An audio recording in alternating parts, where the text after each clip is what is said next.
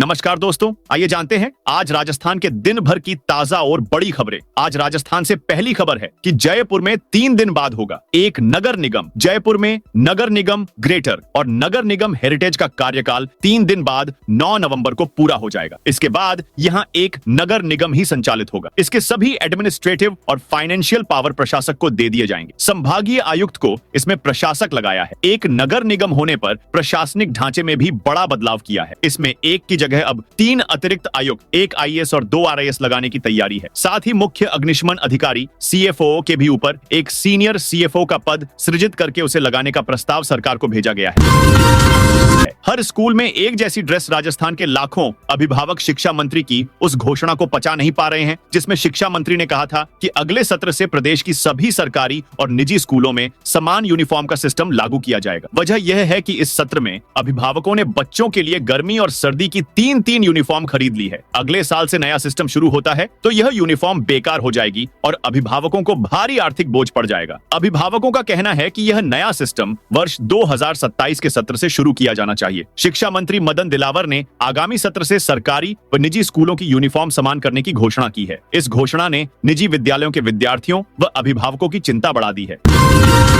खतरनाक आतंकी संगठन टीटीपी से जुड़ा था। राजस्थान से पकड़ा गया मौलाना आतंकवाद निरोधक दस्ता एटीएस ने आतंकी नेटवर्क से जुड़े एक बड़े मामले का खुलासा करते हुए सांचौर से मौलवी ओसामा उमर को गिरफ्तार किया है। उस पर गैर कानूनी गतिविधियां रोकथाम अधिनियम यूएपीए के तहत कार्रवाई की गई है। प्रारंभिक जांच में पता चला है कि ओसामा उमर का संबंध पाकिस्तान के खूंखार आतंकी संगठन तहरीक ए तालिबान पाकिस्तान टीटीपी से था। वह बीते 4 वर्षों से इस संगठन के टॉप कमांडरों के संपर्क में था और दुबई के रास्ते अफगानिस्तान भागने की कोशिश कर रहा था। एटीएस के आईजी विकास कुमार ने मौलवी की गिरफ्तारी की पुष्टि की है। उन्होंने बताया कि हालांकि अब तक किसी बड़े स्तर की विदेशी फंडिंग की जानकारी नहीं मिली है, लेकिन टीटीपी जैसे संगठन से उसका जुड़ाव राष्ट्रीय सुरक्षा के लिए गंभीर चिंता का विषय है।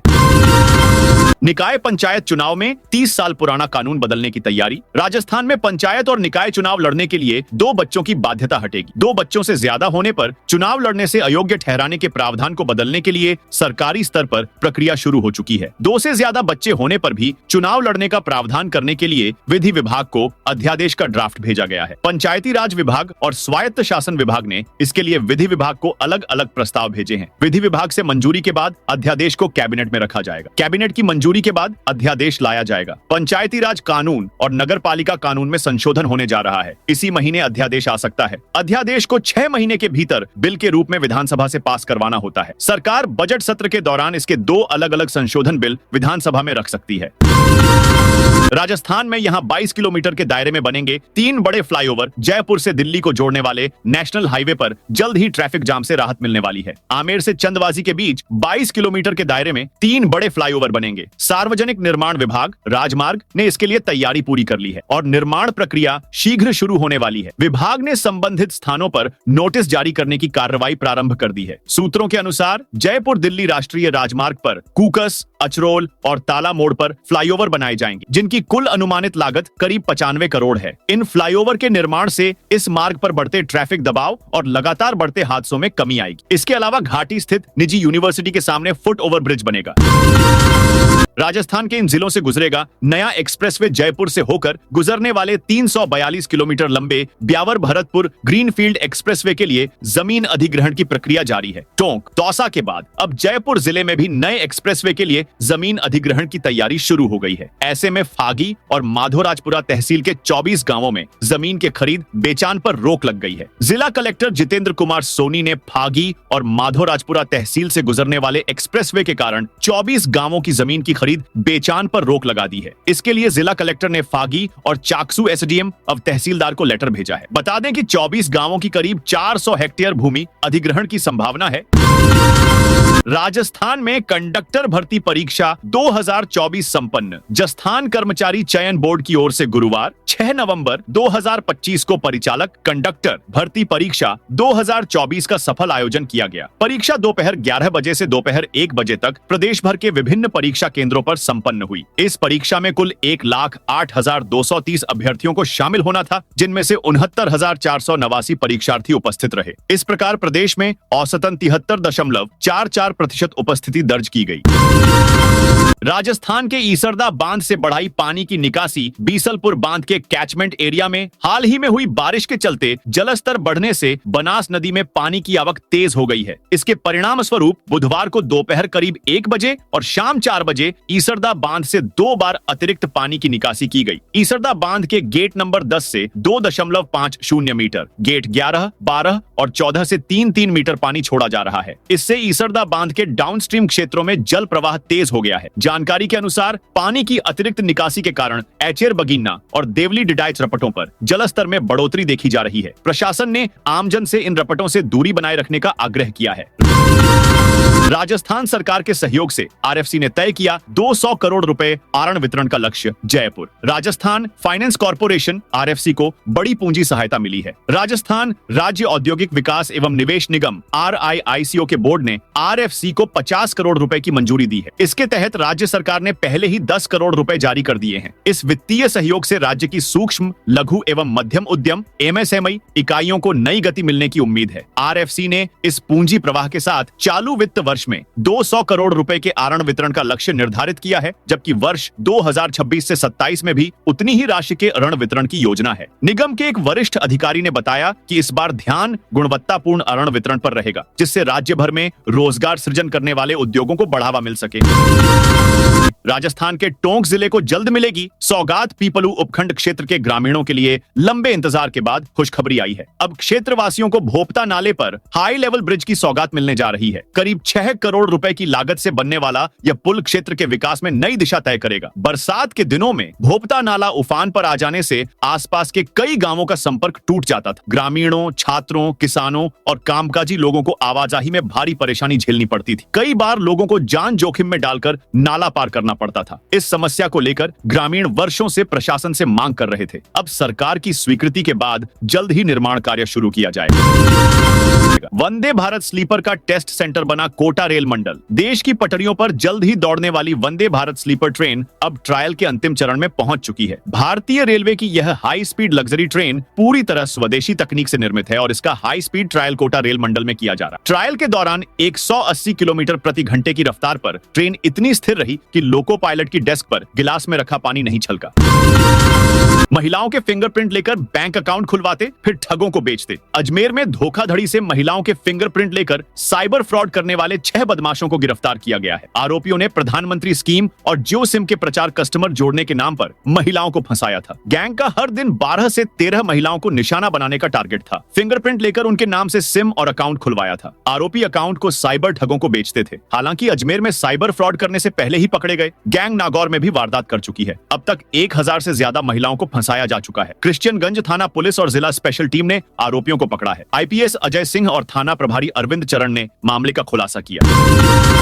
जयपुर में पुलिस और वकीलों के बीच धक्का मुक्की। जयपुर में आज वकीलों ने सड़कों पर उतरकर प्रदर्शन किया। स्थिति को नियंत्रित करने के प्रयास में पुलिस और वकीलों के बीच धक्का मुक्की हो गई। वकीलों का आरोप है कि आदर्श नगर पुलिस ने एडवोकेट देवेंद्र मीणा को एक मामले में वांछित आरोपी बनाया और उनके साथ मारपीट की। प्रदर्शनकारी वकीलों ने कलेक्ट्रेट के बाहर मुख्य सड़क को जाम कर दिया, जिससे लगभग 3 घंटे तक यातायात बाधित रहा। जाम हटने के बाद लोगों ने राहत की सांस ली और कलेक्ट्रेट सर्कल के आसपास यातायात सामान्य हो गया।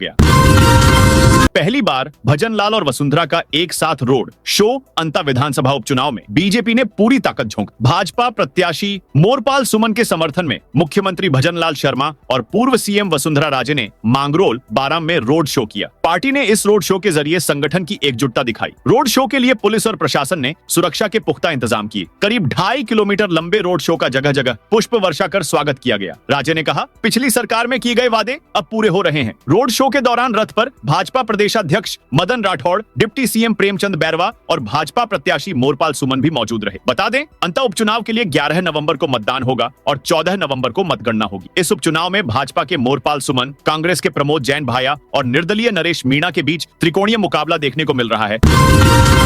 हाईकोर्ट ने सरकार को लगाई फटकार। राजस्थान हाईकोर्ट ने प्रदेश के सरकारी स्कूलों में क्लासरूम को ठीक करने के लिए सरकार के रोड मैप को लौटा दिया। जस्टिस महेंद्र गोयल और जस्टिस अशोक जैन की खंडपीठ ने सरकार की ओर पेश रोड मैप को अधूरा बताते हुए सरकार को फटकार लगाई। बेंच ने मामले में मौखिक टिप्पणी करते हुए कहा, सरकार 2047 के विजन की बात करती है, लेकिन आपके पास स्कूलों के लिए कल की ही प्लानिंग नहीं है। कोर्ट ने कहा, बजट में स्कूल और कॉलेज खोलने की घोषणाएं होती हैं, लेकिन जहां वास्तव में आवश्यकता हो वहां पर स्कूल और कॉलेज खोले जाएं। सरकार चुनावी वादों के हिसाब से नहीं, धरातल पर काम करे। बेंच गुरुवार को झालावाड़ स्कूल हादसे को लेकर सुबह प्रेरणा से दर्ज जनहित याचिका पर सुनवाई कर रही थी। 13 साल में पहली बार समर्थकों से मिल सकेगा आसाराम, सजा काट रहे। आसाराम को राजस्थान हाईकोर्ट के बाद गुरुवार को गुजरात हाईकोर्ट से भी जमानत मिल गई। कोर्ट ने मेडिकल ग्राउंड पर 6 महीने के लिए जमानत देते हुए सजा स्थगित कर दी है। गुजरात हाईकोर्ट में आज सुनवाई के दौरान आसाराम उर्फ आशुमल के वकील देवदत्त कामत ने कोर्ट को बताया, आसाराम 13 साल से जेल में बंद है। हिरासत प्रमाण पत्र के अनुसार उसने छूट सहित कुल 12 साल 11 महीने और 27 दिन की सजा काट ली है, जबकि वास्तविक हिरासत अवधि 11 साल 6 महीने और 3 दिन की है। वकीलों के पक्ष सुनने के बाद गुजरात हाईकोर्ट ने राजस्थान हाईकोर्ट के फैसले के आधार पर आसाराम को 6 महीने की जमानत दी है। दोनों अदालतों ने उनकी गंभीर स्वास्थ्य स्थिति और उम्र को ध्यान में रखते हुए राहत प्रदान की है। आसाराम को पॉक्सो एक्ट के तहत विशेष न्यायालय जोधपुर ने 25 अप्रैल 2018 को आजीवन कारावास की सजा सुनाई थी। उस पर नाबालिग से रेप और अन्य संगीन आरोप थे। करीब 12 साल की कैद के बाद पहली बार 7 जनवरी 2025 को उसे मेडिकल कारणों से अंतरिम जमानत मिली थी। एसएमएस ट्रॉमा सेंटर में अब दूसरी यूनिट्स बंद होंगी। जयपुर के एसएमएस ट्रॉमा सेंटर में अब सिर्फ ट्रॉमा दुर्घटना वाले मरीजों को ही प्राथमिकता दी जाएगी। एसएमएस प्रशासन यहां संचालित होने वाली दूसरी यूनिट्स को अब बंद करने पर विचार कर रहा है। एसएमएस ट्रॉमा सेंटर के बेड पर कई मरीज ओपीडी से आकर भर्ती होते हैं और लंबे समय तक भर्ती रहते हैं। इन मरीजों को अब एसएमएस ट्रॉमा सेंटर में भर्ती नहीं किया जाएगा। राजस्थान में कांस्टेबल ने रिपोस्ट की राहुल गांधी की पोस्ट। डीडवाना कुचामन में कांस्टेबल ने पुलिस के आधिकारिक एक्स हैंडल @डीडवाना पुलिस से राहुल गांधी की एक विवादित पोस्ट को रिपोस्ट कर दिया गया। इस पोस्ट में राहुल गांधी ने केंद्र सरकार और चुनाव आयोग पर वोट चोरी के गंभीर आरोप लगाए थे। एसपी ऋचा तोमर ने मामले को गंभीरता से लेते हुए एक्स हैंडल का संचालन करने वाले कांस्टेबल नरेंद्र सिंह को लाइन हाजिर कर दिया। दरअसल राहुल गांधी लगातार वोट चोरी और चुनावी प्रक्रिया की पारदर्शिता पर सवाल उठा रहे हैं। राहुल गांधी ने बुधवार को एक्स हैंडल से पोस्ट में लिखा, वोट चोरी से हरियाणा में कांग्रेस की सरकार चोरी की गई है और इसका ब्लैक एंड व्हाइट सबूत आपके सामने है। सरकारी जमीन से 72 निर्माण और 50 बाउंड्री वाल ध्वस्त की उदयपुर विकास प्राधिकरण यूडीए ने आज उदयपुर शहर के सविना खेड़ा क्षेत्र में सरकारी जमीन पर हुए निर्माण को ध्वस्त करते हुए कब्जे साफ किए। सुबह शुरू हुई यूडीए टीम की कार्रवाई दोपहर तक जारी रही। उदयपुर अहमदाबाद नेशनल हाईवे के पास सविना खेड़ा क्षेत्र में सरकारी जमीन पर अतिक्रमण हो गए और उसके बाद वहां पर पक्के निर्माण तक कर लिए गए। आज यूडीए की टीम मौके पर बुलडोजर लेकर पहुंची। टीम ने इस क्षेत्र में कार्रवाई शुरू करते हुए एक एक कर सरकारी जमीन पर हुए कब्जे को हटाते हुए वहां किए गए निर्माण को ध्वस्त किया। इस क्षेत्र में जगह जगह यूडीए के बुलडोजर चल रहे थे जो कार्रवाई को अंजाम दे रहे थे। टीम ने कई पत्थरों के जरिए बनाई गई कच्ची कोठड़ियों को भी ध्वस्त किया। धौलपुर में अवैध चंबल बजरी से भरे 10 ट्रैक्टर ट्रॉली जब्त। धौलपुर पुलिस ने अवैध चंबल बजरी के खिलाफ बड़ी कार्रवाई की है। बसईडांग थाना पुलिस और डीएसटी टीम ने संयुक्त अभियान चलाकर गुरुवार को 10 ट्रैक्टर ट्रॉली अवैध बजरी जब्त की। यह अभियान पुलिस अधीक्षक धौलपुर विकास सांगवान के निर्देश पर जिले में अवैध चंबल रेता खनन और परिवहन की रोकथाम के लिए चलाया जा रहा है। अतिरिक्त पुलिस अधीक्षक एडीएफ कमल कुमार और वृत्ताधिकारी वृत्तबाड़ी महेंद्र कुमार के निकट पर्यवेक्षण में यह कार्रवाई हुई। विद्या संबल योजना में 10 नवंबर तक करें आवेदन। सामाजिक न्याय एवं अधिकारिता विभाग ने जिले में संचालित राजकीय अंबेडकर छात्रावास खानपुर में विद्या संबल योजना के तहत कोचिंग के लिए आवेदन आमंत्रित किए हैं। इच्छुक सेवानिवृत्त कार्मिक और निजी अभ्यर्थी 10 नवंबर तक अपने दस्तावेज सहित आवेदन जमा कर सकते हैं। यह योजना वित्तीय वर्ष 2025 से 26 के लिए है, जिसके अंतर्गत छात्रावास में आवासित कक्षा 9 से 12 तक के छात्र छात्राओं को गणित, विज्ञान और अंग्रेजी विषयों की कोचिंग दी जाएगी। जोधपुर भोपाल एक्सप्रेस ट्रेन एक ट्रिप नहीं चलेगी। जोधपुर भोपाल जोधपुर एक्सप्रेस का एक ट्रिप रद्द रहेगा। जयपुर रेलवे स्टेशन पर चल रहे पुनर्विकास कार्यों के चलते ट्रेन संख्या 14813/14814 एक्सप्रेस 23 नवंबर को जोधपुर से और 24 नवंबर को भोपाल से एक फेरे के लिए पूरी तरह रद्द रहेगी। जोधपुर मंडल के डीआरएम अनुराग त्रिपाठी ने बताया कि जयपुर स्टेशन पर रीडेवलपमेंट काम के तहत स्टेशन यार्ड में एयर कॉन्कोर्स फेज 2 का कार्य चल रहा है। इस निर्माण कार्य के कारण यह निर्णय लिया गया है। जोधपुर भोपाल मार्ग पर यात्रा करने वाले यात्रियों को सलाह दी गई है कि वे वैकल्पिक ट्रेनों की जानकारी ले लें। रेलवे की आधिकारिक वेबसाइट या मोबाइल ऐप के माध्यम से अन्य उपलब्ध ट्रेनों की जानकारी ली जा सकती है। बीकानेर में मूंगफली खरीद में फर्जी टोकन बनाने पर एफआईआर दर्ज। बीकानेर में समर्थन मूल्य पर मूंगफली खरीद शुरू होने से पहले ही फर्जी टोकन बनाकर किसानों को जारी करने का मामला सामने आया है। गजनेर पुलिस ने 2 कियोस्क संचालकों पर एफआईआर दर्ज की है और कई और मामलों पर छानबीन जारी है। मामले में 2 कियोस्क संचालकों पर फर्जीवाड़ा का मुकदमा दर्ज किया गया। कलेक्टर ने की विशेष जांच करने के आदेश दिए हैं। भगवान झूलेलाल पर आपत्तिजनक टिप्पणी पर सिंधी समाज नाराज। सीकर में गुरुवार को सिंधी समाज ने इष्ट देव और जल के देवता वरुण का अवतार मानने वाले भगवान झूलेलाल पर की गई टिप्पणी पर नाराजगी जताई है। सिंधी समाज के लोग हाथों में पोस्टर लेकर विरोध रैली के रूप में कलेक्ट्रेट पहुंचे, जहां उन्होंने जिला कलेक्टर को ज्ञापन सौंपकर अमित बघेल के खिलाफ कठोर कार्रवाई की मांग की है। दरअसल अमित बघेल ने 26 अक्टूबर को कथित तौर पर भगवान झूलेलाल के खिलाफ आपत्तिजनक टिप्पणी की थी, जिसके बाद से ही देश भर में सिंधी समाज में आक्रोश देखने को मिल रहा है। रामेश्वर धाम में हनुमान शिव परिवार मंदिर की स्थापना। रामेश्वर धाम झील का हार स्थित एक नवीन मंदिर में हनुमान और शिव परिवार की मूर्तियों की प्राण प्रतिष्ठा की गई। इस धार्मिक आयोजन के साथ ही भागवत कथा का समापन समारोह भी संपन्न हुआ, जिसमें बड़ी संख्या में श्रद्धालु उपस्थित रहे। आयोजन समिति के सदस्य रामदयाल, राजू और पप्पू लाल ने बताया कि इस नवीन मंदिर का निर्माण कॉलोनी वासियों और धर्म प्रेमियों के सामूहिक सहयोग से संभव हो पाया है। प्राण प्रतिष्ठा अनुष्ठान पंडित मुकेश शास्त्री द्वारा पूर्ण विधि विधान से संपन्न कराया गया। इस दौरान पूरे परिसर में भक्ति और उल्लास का वातावरण बना रहा। महिलाओं ने भजन और नृत्य प्रस्तुत की, जबकि उपस्थित श्रद्धालुओं ने पंगत प्रसादी ग्रहण की। तो दोस्तों, यह थी आज राजस्थान की बड़ी खबरें। आप इस वीडियो को कौन से जिले से देख रहे हैं, उस जिले का नाम बताइए।